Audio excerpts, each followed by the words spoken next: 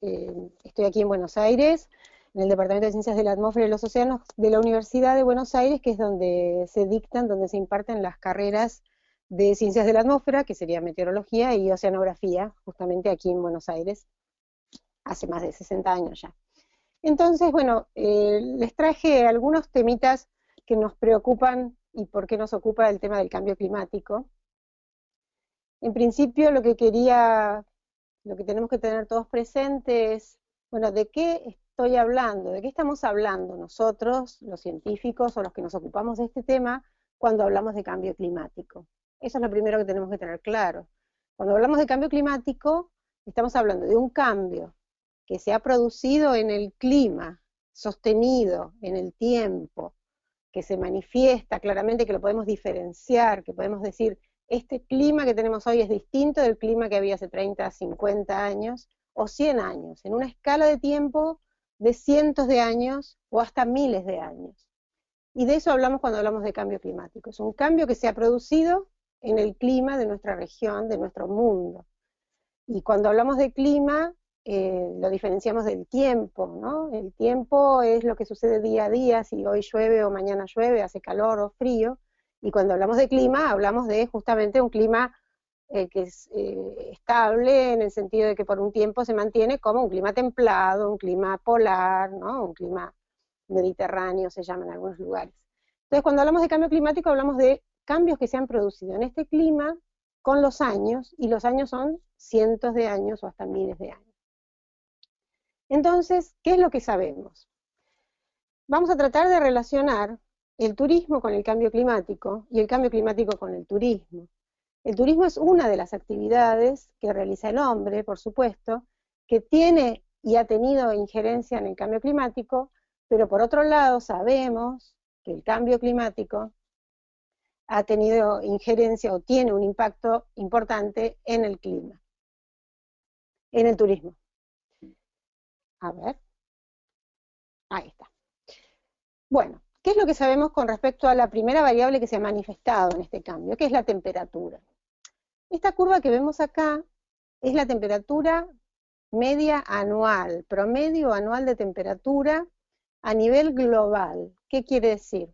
Que esta curva que sube y baja es un valor por año que está indicando el valor promedio de todo el globo, de la Tierra, los océanos, el día, la noche, verano, invierno, los polos y el ecuador. Un solo valor por año, a lo largo de los años, desde 1850 hasta el presente, y lo que vemos es un valor de lo que se llaman anomalías o grados en diferencia con respecto a un valor promedio que tuvimos en 1961 a 1990. ¿Qué quiere decir? El valor de 1961 a 1990 sería el que está representado aquí por el 0, que es aproximadamente 15 grados. Aproximadamente 15 grados es el valor medio de temperatura de la Tierra. Y lo que vemos acá entonces es cómo ha variado año a año. Claramente se ve que un año está más caliente, el año siguiente puede estar más frío. Hay una variabilidad interanual, pero lo que se ve mucho más claramente es que desde comienzos del siglo XX hasta el presente, la temperatura ha ido aumentando en forma sostenida, con una característica tal que si nosotros comparáramos cuál sería la temperatura promedio a comienzos del siglo XX, la temperatura promedio en estos últimos años, aumentó aproximadamente 1 grado. 1 grado que parece muy poco, claramente, pero es muchísimo, ¿no? El aumento de temperatura de 1 grado en tan poco tiempo es lo que nos tiene preocupados, es lo que nos ha venido teniendo preocupados a lo largo de los años. Porque ese 1 grado de temperatura, de aumento de temperatura, en el promedio anual global es muchísimo. Como vemos, los cambios año a año son significativos y son de medio, 1/10 de grado, 2/10 de grado. En total, este valor de 1 grado lo tenemos que tener en mente para que veamos cuáles son las proyecciones a futuro. Pero sabemos mucho más. Sabemos que no solo aumentó la temperatura, sabemos que han cambiado otras características del sistema climático. Y cuando nosotros hablamos de sistema climático, hablamos de todo el conjunto de atmósfera, océanos, tierra, hielos y vegetación. Todo esto, a gran escala, interactúa entre sí. Entonces, si bien lo que les mostré recién fue claramente lo que se ha manifestado como temperatura media anual, como ha aumentado, sabemos que además de haber aumentado la temperatura del aire en las primeras capas de la atmósfera, aumentó el vapor de agua. El vapor de agua lo que nos indica es humedad. Hay más cantidad de humedad en el ambiente a nivel global. También aumentó la temperatura sobre el mar, la temperatura del aire sobre el mar. Y también aumentó la temperatura superficial del mar, o sea, la temperatura de los océanos ha aumentado significativamente. La temperatura de los océanos ha aumentado, y no solo en la superficie, sino también en las profundidades del océano, ha aumentado el contenido de calor en el océano, y ha aumentado a nivel global el nivel medio del mar. Cuando pensamos en qué es lo que ha aumentado, qué es lo que ha producido el aumento del nivel medio del mar, la primera causa de aumento del nivel medio del mar fue justamente el aumento de su temperatura. El aumento de calor aumenta la temperatura, aumenta el volumen del agua, aumenta el nivel del mar. Esa es la principal causa. Pero también tuvo un gran aporte en los océanos en cuanto a los derretimientos de los hielos.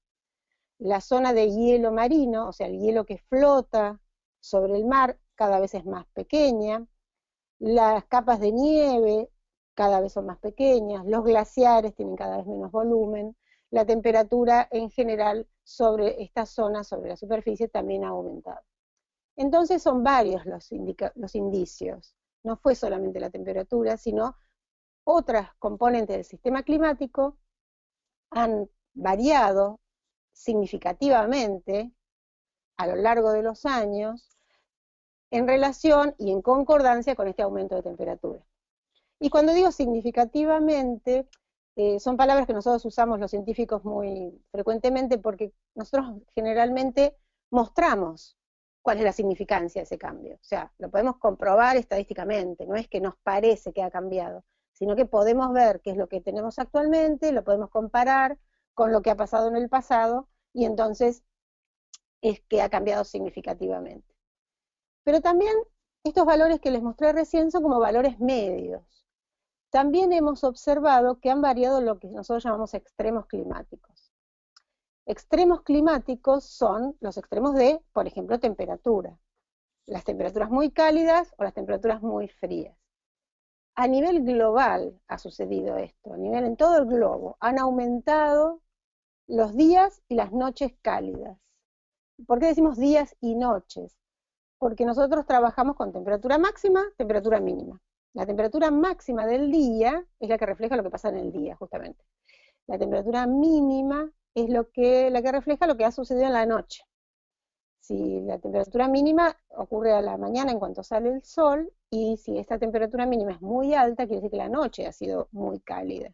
Bueno, hemos observado también que los días y las noches cálidas han aumentado significativamente. Y también han aumentado sistemáticamente los periodos de calor, o sea, las olas de calor se han venido manifestando. Por otro lado, a nivel global, han disminuido los días y las noches frías a nivel global. O sea, cada vez hay menos días frescos o noches frescas, principalmente en el verano. Esto se ha observado a nivel global. Pero yo les quiero presentar un ejemplo para que veamos cómo se ha manifestado en nuestra vida cotidiana. En Europa la primera gran ola de calor que tuvo mucho impacto fue una ola de calor en 2003, estamos hace 12 años ya de esto, 2003, una ola de calor que afectó el centro de Europa muy significativamente. Las primeras manifestaciones se dieron en la ciudad de París, donde fallecieron más de 15.000 personas debido a la ola de calor. Eso parecía un evento extraordinario, pero lamentablemente no fue tan extraordinario porque luego se ha repetido y se sigue repitiendo con los años. Acá les muestro el ejemplo de lo que ha ocurrido en julio de 2010 en Moscú. Moscú es una ciudad fría, es un clima bastante fresco, pero ¿qué pasó? Han tenido una ola de calor muy significativa en el mes de julio de 2010. En ese mes, en esa época, en ese verano 2010, Moscú sufrió una ola de calor tan intensa, acompañada con sequías, que produjo incendios. Además, esos incendios producen estas imágenes tan borrosas, que lo que se ve aquí es justamente el humo producido por esos incendios en los alrededores de Moscú, dentro de esta ola de calor. Entonces, además de hacer calor, había poca precipitación, con lo cual se producen incendios. Y eso ha producido un número significativo de fallecimientos en esa zona y además enfermedades, por supuesto, entre otras las respiratorias. Pero ¿cómo se ve desde el punto de vista meteorológico una ola de calor como la de Moscú 2010? Ups, ahí está. El número de días con temperatura máxima mayor a 25 grados en Moscú. Estamos en Moscú, una ciudad fresca, una ciudad fría. En promedio, la temperatura máxima supera 25 grados en Moscú 9 días al mes. En promedio, yo tomo todos los julios, 25 grados, que no parece una temperatura muy elevada, por lo tanto se supera solo 9 días al mes. ¿Qué pasó en julio del 2010? En julio de 2010, los 31 días del mes superaron 25 grados. Eso fue lo que impactó y lo que ocasionó esta ola de calor. Por lo tanto, lo que tenemos que tener presente es que no necesariamente las temperaturas van a superar o van a llegar a valores inimaginables, sino que para cada región, para cada localidad, el cambio es lo que produce el principal impacto. Una ciudad acostumbrada a tener 9 días por mes de julio que superen 25 grados, tuvieron todos los días del mes de julio superando 25 grados, ocasionó un impacto muy significativo en la región. Entonces, cuando hablamos de extremos, también hablamos de lluvias extremas, lluvias intensas. Las lluvias intensas son, en el gráfico aquí a la izquierda arriba, lo que vemos es un mapa de la Argentina con una imagen satelital, y esto que se ve acá es un sistema climático, un sistema nuboso que produce lluvias muy intensas. Así se ve desde una imagen satelital, está coloreada por supuesto. Entonces lo que se ve es que aquí tengo un centro de una nube muy alta que produce mucha lluvia, rodeado de un montón de nubes que producen una lluvia muy intensa. Esas lluvias intensas se producen generalmente en poco tiempo, en pocas horas, mucha lluvia. Pocas horas, mucha lluvia de golpe, produce en general inundaciones en ciudades y alrededores muy significativas. Si a eso le agregamos un fenómeno como, por ejemplo, para Buenos Aires sería la sudestada, que quiere decir, es un viento que hace que el río crezca sobre la costa, si lo sumamos a la lluvia se produce una inundación significativa. Eso es lo que ha sucedido también, y lo que está sucediendo cada vez más frecuentemente. Por otro lado, como demostrábamos en Moscú, eventos extremos que hemos tenido cada vez más frecuentemente son las olas de calor. Las olas de calor que, acompañadas con sequías, obviamente afectan a la agricultura, a la producción en general, pero también favorecen, en muchos casos, la propagación de ciertas enfermedades. Todos los que estamos por acá o los que están en Europa han sufrido o están, digamos, viviendo dentro de olas de calor cada vez más frecuentes. Les decía, la primera ola de calor que llamó mucho la atención en Europa fue 2003, y estamos en 2015 y se nota como esas olas de calor que antes ocurrían una vez cada 100 años, 50 años, ahora están ocurriendo mucho más frecuentemente. Entonces, de eso es lo que nos estamos preocupando, ¿no? Nos estamos preocupando de esos cambios en el clima. Cuando miramos, por ejemplo, algo que, cómo podemos graficarles, cómo podemos mostrarles cómo ha cambiado las partes de nuestro sistema climático. Acá lo que se ve es un glaciar en el año 1940, es un glaciar tropical en Perú, el Chacaltaya, Bolivia, perdón. Y acá lo que se ve es que en 1940 tenía esta superficie, 0.22 kilómetros cuadrados. En 1982 ya la superficie se había reducido a 0,14 kilómetros cuadrados.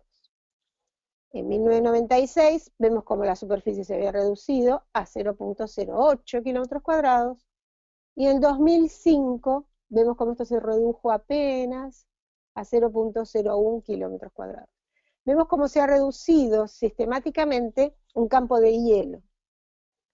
Este campo de hielo, este glaciar, ¿cuál es el impacto que puede tener esta reducción? Y bueno, claramente el derretimiento del agua del glaciar, del agua, de lo que se acumula en los glaciares durante el invierno, en el verano derrite el agua y esa agua alimenta las zonas circundantes, o para agricultura, o para el consumo humano, ¿no? Directamente. Por lo tanto, si cada vez tenemos menos reservas de agua, el problema de la región, las poblaciones que viven alrededor, se intensifica por ese lado. Entonces, todo esto nosotros lo podemos explicar qué es lo que ha pasado. ¿Cómo lo podemos explicar? En principio vamos a repasar este concepto, que es el de efecto de invernadero, de la atmósfera. La atmósfera, naturalmente, tiene lo que se llama efecto de invernadero. ¿Cómo es el efecto invernadero? El Sol es el motor de nuestro sistema climático. La energía proviene del Sol. El Sol emite una radiación que se llama ultravioleta. Una gran parte de esa radiación pasa a través de la atmósfera como si no existiera. Una parte se refleja, pero una gran parte pasa a través de la atmósfera. Y la Tierra, que es lo que tenemos aquí abajo, absorbe esta radiación. Absorbe y calienta. Toma temperatura la Tierra. La Tierra toma temperatura e irradia otra radiación, otra longitud de onda que se llama infrarroja. Irradia otro tipo de radiación. Esa radiación que irradia la Tierra se va hacia arriba y una gran parte de esa radiación que irradia la Tierra la atrapan ciertos gases, componentes de la atmósfera, que se llaman gases de efecto de invernadero, porque son los que producen el calentamiento de la atmósfera donde estamos viviendo.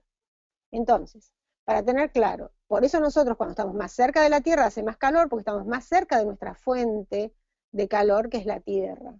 Cuando nos alejamos, cada vez hace más frío, cuando vamos hacia arriba, está claro. Pero los gases de efecto de invernadero son los que permiten que haya vida en la Tierra. Porque si no existieran estos gases de efecto invernadero, toda esta radiación que emite la Tierra se iría al espacio.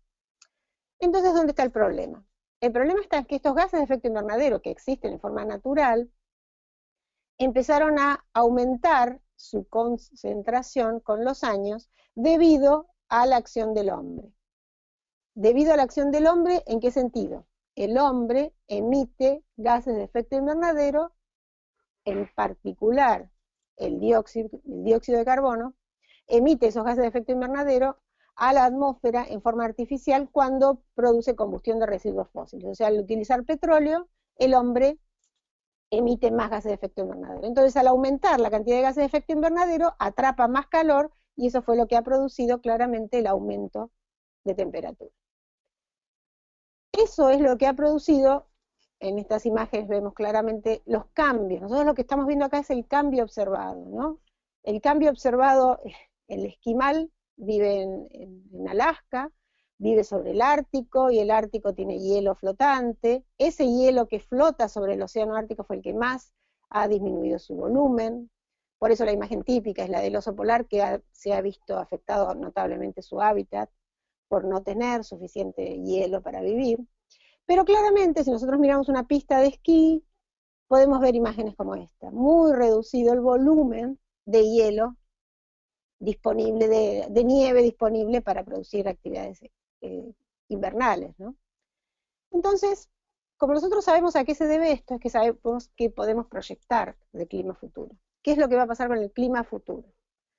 Acá les traje una imagen de Argentina, pero a nivel global, vamos a ver otra imagen después. ¿Qué es lo que se ve? En general, trabajamos con escenarios. Los escenarios tienen que ver básicamente con qué va a ser la sociedad a futuro con respecto a cómo va a seguir emitiendo, ¿no? Cuánto va a seguir emitiendo, cómo vamos a seguir emitiendo gases de efecto invernadero. Entonces trabajamos con distintos escenarios, un escenario no tan pesimista, un escenario más pesimista, en el sentido que si nosotros seguimos emitiendo a estas, al nivel que estamos emitiendo actualmente, lo que se espera para el año 2081-2100 es un aumento de temperatura de alrededor, depende de la región, arriba de 2 grados, arriba de 3 grados, arriba de 4 grados. Recuerden que habíamos aumentado la temperatura media global 1 grado desde el 1900 al presente. ¿Sí? Las proyecciones dan hasta 4 grados hacia el futuro. ¿Qué es lo que sabemos a nivel global? A nivel global sabemos que además lo que va a aumentar es la temperatura máxima del día más cálido del año. Esa temperatura que ahora ocurre una vez cada 20 años, en el futuro esa temperatura va a aumentar en todo el globo y vemos como en el hemisferio norte tiene valores muy significativos. Vemos aquí en Europa valores que superan 7 grados. La temperatura máxima más alta del año va a aumentar hasta 7 grados en algunos lugares, 4 o 5 grados dependiendo de donde estemos ubicados. Entonces eso es lo que vamos a notar. Vamos a notar un cambio en la temperatura media, pero en el diario vivir vamos a notar aumentos muy significativos. ¿Y eso cómo va a afectar al turismo? Y bueno, claramente va a afectar las actividades a todo nivel, ¿no? Estas imágenes tan hermosas de nuestro glaciar Perito Moreno en Argentina, que por supuesto es bastante grande, como para que se derrita rápidamente, pero claramente las actividades alrededor de este tipo de actividades invernales se van a ver modificadas con un aumento significativo de temperatura. Pero también sabemos que va a aumentar la precipitación, y la precipitación va a aumentar de distintas formas. En Argentina, en la parte este de nuestro país, y en Uruguay y Brasil, va a aumentar la lluvia. Pero en todo el oeste y sur de la Patagonia, la precipitación va a disminuir. Ya de por sí esto es una zona árida, y se va a ver más se va a volver más árida. Pero esta es una zona que llueve bastante, en general, pero va a ver disminuida la cantidad de precipitación significativamente hacia el fin del siglo. Entonces, como sabemos, una lluvia muy intensa, una sucesión de lluvias intensas, producen efectos importantes, producen inundaciones de ríos, entre otras cosas, inundaciones de ciudades, los cauces de los ríos se desbordan, y en particular nuestras cataratas cada tanto pierden días de poder acceder, por ejemplo, a la Garganta del Diablo, porque se afectan las pasarelas que las visitan, ¿no? Por ejemplo. Entonces vemos que si tuviéramos un bosque cercano al río, a un mar, a una costa, y el mar sigue aumentando su nivel, lo que vamos a ver dentro de unos años es esta imagen. Nosotros, depende de dónde estemos ubicados, el aumento del nivel medio del mar obviamente va a afectar a aquellas actividades costeras muy significativamente. A lo largo del planeta, ¿no? Todas las construcciones y centros turísticos costeros se pueden ver afectados significativamente. Pero entonces lo que tenemos que tener claro es lo siguiente. Una cosa es el cambio del clima, o sea, el evento climático en sí va a aumentar los eventos extremos. Pero el impacto que el evento extremo tiene sobre la población va a depender de 3 cosas. Del tipo de evento extremo, de la vulnerabilidad de la población, cuán vulnerables estemos a este evento extremo, y de la exposición, lo que se llama qué materiales, qué elementos materiales o cuántas personas tenemos expuestas a la ocurrencia de este evento extremo. Entonces, la conjunción de estas 3 cosas es lo que va a producir un impacto muy significativo o no. Entonces tenemos herramientas, tenemos que pensar que el cambio climático está, y tenemos que pensar en adaptarnos en los próximos años, y tenemos que pensar en la mitigación. La mitigación del cambio climático claramente es tratar de reducir las emisiones de gases de efecto invernadero. La solución al problema es dejar de emitir, en la medida que estamos emitiendo, estos gases de efecto invernadero. Eso a largo plazo va a hacer que el cambio no sea tan brusco, que podamos retrasar el cambio, que podamos retrasar el aumento significativo de temperatura o los aumentos significativos, tanto de extrema precipitación como de menos precipitación o más sequías. Pero en el camino lo que tenemos que hacer es adaptarnos a estos cambios, adaptarnos a los cambios que están viniendo y que se van a venir. Entonces, para eso tenemos que pensar en ciertos tipos de medidas. Esta es una imagen de Holanda. Holanda es un país bajo, por supuesto, es un país que está muy cerca del nivel del mar. ¿Qué ha hecho Holanda para evitar que el ingreso del mar invada la ciudad? Ha hecho con puertas muy relevantes, muy significativas, y estas son soluciones definitivas en el sentido de que ellos saben que cuando a un aumento de nivel del mar que ha venido siendo sostenido y en el tiempo, si tienen una tormenta o una dirección del viento fuerte del océano hacia la ciudad se puede inundar, por lo tanto cierran la compuerta. Esto es una solución, una adaptación mecánica, sistemática a los cambios que se han observado y que se proyectan vayan a seguir existiendo en la región. Pero obviamente no todos podemos tomar esas medidas. No todas esas medidas requieren de una solución política muy a nivel nacional, a nivel regional, muy importante, muy significativa, pero claramente en todos los sectores, como por ejemplo el turismo, tenemos que pensar cómo adaptarnos, cómo adaptar la actividad para reducir los impactos que puede tener este cambio climático en la actividad turística en particular a la que nos podamos dedicar nosotros. Estas hermosas casitas sobre el océano, obviamente van a verse perjudicadas dentro de unos años, por lo tanto tendrán que pensar en una nueva ubicación de las mismas. Pero entonces volvamos al punto este. Porque yo digo que el turismo también tiene una implicancia en el cambio climático, así como el cambio climático tiene un importante impacto sobre el turismo.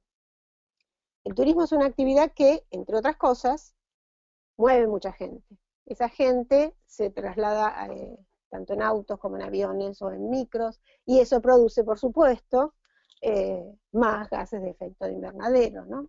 Pero no solo desde ese punto de vista, sino que también el turismo, la actividad turística en general puede afectar el medio ambiente local al que se está refiriendo. Entonces, ¿qué es lo que se puede hacer? Tenemos que saber que hay mucha información. Esta información debe saber cómo utilizarse. Hay mucha información que está disponible o que se puede poner disponible para cada una de las actividades que están pensadas o para cada uno de los sectores. Porque, por ejemplo, claramente en algunas regiones, podemos tener menos cantidad de nieve, o la nieve puede venir más tarde en el año, o puede ocurrir en la montaña a niveles más altos. Por lo tanto, tendríamos que pensar en relocalizar, por ejemplo, las pistas de nieve. Claramente la construcción de nieve artificial es una solución, pero es una solución temporaria que no se puede sostener mucho en el tiempo si la temperatura sigue aumentando, ¿no? Claramente. Pero entonces tenemos que pensar en cómo utilizar la información existente para aprovechar mejor los distintos tipos de turismo a nivel local o a nivel regional. Entonces tengamos que tener claro todos que calor va a ser más calor, claramente. Por ejemplo, Europa es un ejemplo que se está acostumbrando a tener más olas de calor. Y me ha pasado recientemente ir a París en verano, o ir a Ginebra en verano, en la zona central de Europa, que no están acostumbrados a tener calor. La diferencia sustancial que se produce para el turista en poder contratar un hotel que tenga aire acondicionado a un hotel que no tenga aire acondicionado. Es una diferencia sustancial. El hotel con aire acondicionado tiene un plus mucho más significativo que lo que puede tener en otros lugares del mundo, porque en otros lugares del mundo a lo mejor los hoteles son más modernos o lo que fuera, es más habitual que un hotel tenga aire acondicionado. Pero en la zona central de Europa es un plus que no todos los hoteles tienen, por lo tanto es una adaptación o una medida que han tomado ciertos hoteles muy significativa para aumentar, por ejemplo, la cantidad de pacientes que asisten a él. Por lo tanto, el calor es algo a lo que nos vamos a tener que habituar, y también hay avisos, los americanos se adelantan bastante para eso, ¿no? Entonces dice, si usted quiere ir a visitar Florida, la península de Florida, visítela ahora cuando puede, porque lo que está mostrando acá es la península de Florida, con un aumento de nivel del mar de 6 metros, que es un extremo total, pero bueno, es una posibilidad, que cuando suba el nivel del mar 6 metros, todas esas zonas en rojo van a estar inundadas. Por lo tanto, ellos promocionan la península de Florida de esta forma, no van a poder visitar los cayos de Key West y todas esas zonas del sur de Florida, porque van a estar bajo agua. Si aumenta el nivel del mar, por supuesto es un aviso bastante alarmista, pero bueno, es una forma de poner en la mentalidad de todo el mundo que el cambio está, el cambio va a venir, el cambio está proyectado de distinta forma y el nivel del mar va a seguir aumentando por muchos años, sobre todo para todas esas zonas costeras, eso va a ser un efecto muy significativo. Entonces, básicamente, si estamos en una zona donde va a llover más, si va a llover más vamos a tener menos días de playa, y entonces hay que pensar otro tipo de actividades, que no sea solamente la playa, para que el lugar sea atractivo, por ejemplo, para la población. Pero puede haber lugares donde va a haber menos lluvia, entonces va a haber más días de sol. Si va a haber más días de sol, lo que va a haber, por ejemplo, es más requerimiento de agua. Entonces ahí lo que tenemos que tener presente es cómo vamos a distribuir el agua entre la población que aumenta en las épocas de las temporadas de turismo, por ejemplo. Por lo tanto, la información está, hay que saber aprovecharla y hay que tratar de aprovechar todo este tipo de información para adaptarse de la mejor forma en los distintos sectores, evaluar nuevos lugares, nuevas atracciones, programar otro tipo de actividades, pensando en que el clima está cambiando y va a seguir cambiando. Por lo tanto, ¿qué es lo que nos preocupa? Nos preocupa que toda esta información que existe, que se puede adecuar y adaptar a cada uno de los sectores, no se lleve o no se reúna con la gente correcta para poder tener un impacto positivo del cambio climático. Nos preocupa no aprovechar toda esta información. Lo correcto sería que toda esta información, a través de grupos de trabajo que piensen en los distintos sectores y distintas personas que tengan ideas, puedan tener entonces un impacto positivo en este cambio. Este cambio que se viene, este cambio que está viniendo en los próximos años y que ya no se puede dudar de que existe y cuál es la razón de estos cambios. Por lo tanto, les presento aquí una imagen que es muy clara, que dice, bueno, imagine este escenario. Tenemos este puente y dice que el 97% de los expertos dice que este puente está por colapsar. El 3% dice, no se preocupen, ¿usted seguiría manejando? Claramente, lo que quiere decir es, cuando el 97% de los científicos del clima acuerdan en que el cambio climático producido por el hombre es real, es tiempo de escucharlos. Bueno, nada más. Espero sus consultas. Gracias. Muchas gracias, Matilde. Ha sido un verdadero placer escuchar este seminario, que ha sido muy completo y donde hemos podido aprender mucho sobre el cambio climático. Os recuerdo a todos los asistentes que a partir de mañana vais a poder volver a ver este seminario, porque lo tenemos grabado y vamos a subir el vídeo en hosteltour.com/elearning. Ahí podréis indagar en todos los vídeos que tenemos de otros seminarios y también estará colgado el seminario de hoy. De manera que si os quedan algunos datos por ahí que queráis repasar o si queréis volver a incluso a encontrar la información de contacto de Matilde, que la tenéis aquí al pie de todas las diapositivas, pues ahí podéis encontrar la información que necesitáis. Muchas gracias a todos por asistir. Os animo a que planteéis alguna pregunta.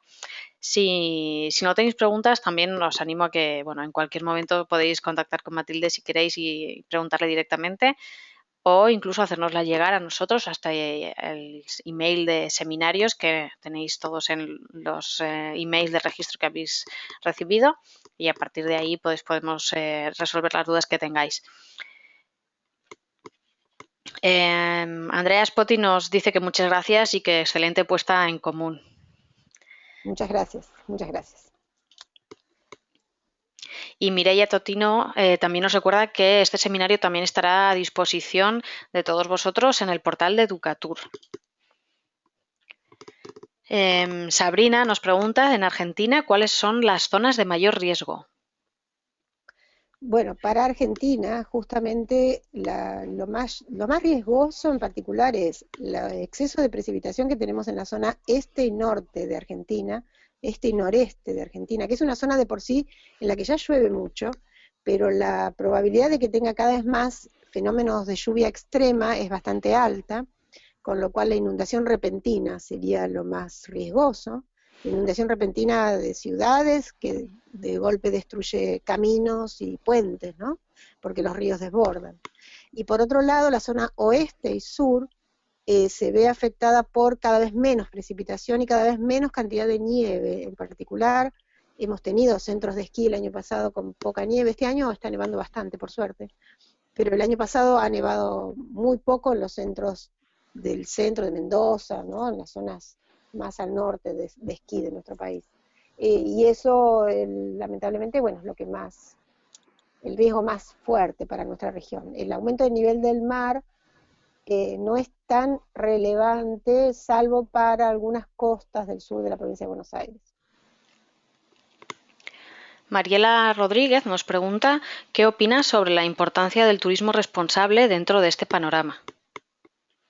Bueno, me parece fantástico, porque justamente el hombre no solo impacta en el cambio climático a través de los aviones que se toma y los autos que utiliza, sino que toda la actividad que pueda realizar en la zona donde está haciendo turismo, para cuidar el medio ambiente es fundamental, para no alterar, ¿no? Un poco lo que yo mencionaba también, el uso del agua, en las zonas donde el agua es un bien muy valioso porque es bastante escaso. Bueno, es bastante considerable, ¿no? Y hay que tomar conciencia de eso. Vamos a continuar con una pregunta de Julio Antonio Girón, que dice lo siguiente: ¿se pueden revertir los efectos de invernadero?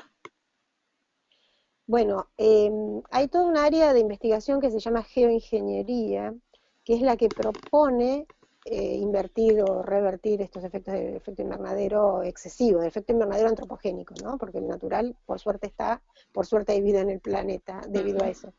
Y la geoingeniería se dedica justamente a tratar de proponer soluciones de, por ejemplo, absorber el exceso de dióxido de carbono en la atmósfera por una forma u otra, o se han planteado varias opciones, desde plantar ciertas algas en los océanos que absorben más dióxido de carbono, hasta trabajar con las nubes para que la radiación salga más sencillamente. Ninguno de estos métodos aún se han puesto en práctica porque los impactos que puede tener, el efecto negativo, o sea, puede solucionar un problema pero traer otros problemas, ¿no? Hay un área que se está desarrollando, todavía no se ha encontrado la solución al problema. Hasta ahora la única solución es dejar de emitir, en la medida que estamos emitiendo, gases de efecto invernadero. Y la siguiente pregunta es de Sabrina Wagner. Pregunta si existe en Latinoamérica alguna zona de riesgo de la que sea inminente tener que ocuparse. Bueno, sí, todas las poblaciones que viven en las zonas de glaciares de montaña, Bolivia, Perú, Ecuador, todas esas regiones, Colombia, los glaciares de montaña son los que primero se han derretido sistemáticamente, como en la imagen que les mostré, y que el glaciar se derrita, repito, es que la fuente de agua de la que viven todas esas poblaciones está en riesgo. Por lo tanto, esas poblaciones se ven afectadas directamente, y son las primeras que se han visto afectadas directamente. No son las únicas, todas las pesqueras, algunas pesqueras, digamos, en particular, de las zonas del Pacífico, donde se ha visto aumentado el nivel, la temperatura del mar, que han visto que los peces han mudado, digamos, de regiones y han tenido que cambiar sus actividades. También son zonas muy significativas. Y ni hablar de todas las zonas de Centroamérica, en las que se ha cambiado el medio ambiente de los manglares, que son esa vegetación natural que antes permitía proteger las costas. Han desaparecido esos manglares y han construido hoteles y, sin pensar mucho en el medio ambiente, son las que sufren también el impacto más significativo de aumento del nivel del mar, por ejemplo.